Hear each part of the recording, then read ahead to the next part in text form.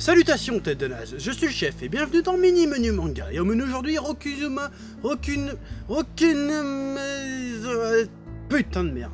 Rokujioma no Shinryakusha.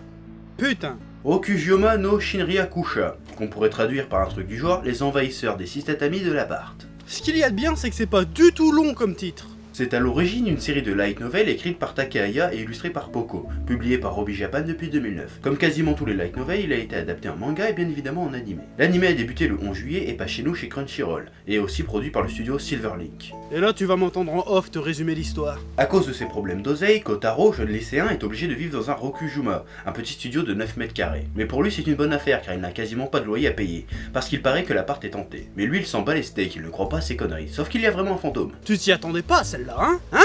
Tu t'y attendais pas, hein? Mais non seulement il y a un fantôme de gonzesse, mais il y a aussi une espèce de sorcière à couette qui se pointe, parce que l'endroit est magique. Il y a aussi une habitante du monde souterrain à gros boobs, accompagnée de ses 2 godemichés volants qui débarquent pour installer un passage pour que son peuple puisse se pointer à la surface.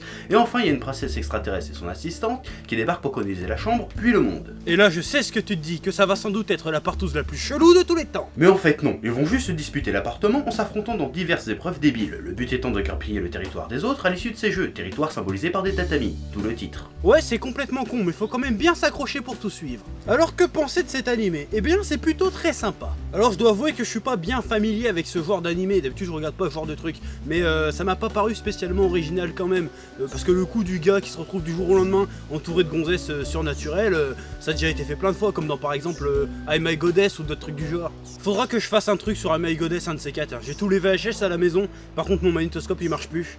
Monde de merde. Bref, c'est pas super original, mais ça fait le job. Il y a plein de gags super débiles, des boobs de temps à autre, de l'aventure, du suspense, des bastons et même des moments de pure badassitude épique. Genre des princesses extraterrestres, des robots, des godemichés volants contre des fantômes à boobs. Si ça c'est pas épique, je vois pas qu'est-ce qui est épique. Bon, c'est clairement orienté moe à 200%, mais ça marche bien, les personnages sont bien caractérisés et plutôt attachants. On a vraiment l'impression de suivre une bande de potes dans leur délire. Le côté harem slash échi slash romance n'est pour l'instant pas trop mis en avant, même si c'est évident que toutes les gonzesses en ont après Kotaro, mais j'ai l'impression qu'ils font l'effort quand même de bien broder autour de ça.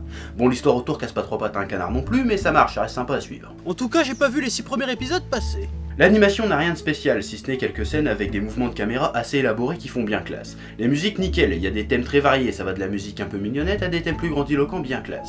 Au final, c'est plutôt une bonne surprise. Au début, quand je l'ai regardé, je te cache pas que je m'attendais à regarder un truc de merde en fait. J'y croyais pas trop, puis en fait, c'était plutôt bien sympa, c'est bien cool. En fait, c'est un peu l'animé que tu regardes quand tu veux te vider la tête et que tu veux ta bonne dose de bonne humeur hebdomadaire, c'est cool. Enfin bref, je te le conseille, moi là, je me casse maintenant là, donc la prochaine fois au menu, cette fois-ci je vais pas mourir, tu vois, je vais aller courir dans les champs, dans la forêt, et vous m'aurez pas cette fois, bande de connards.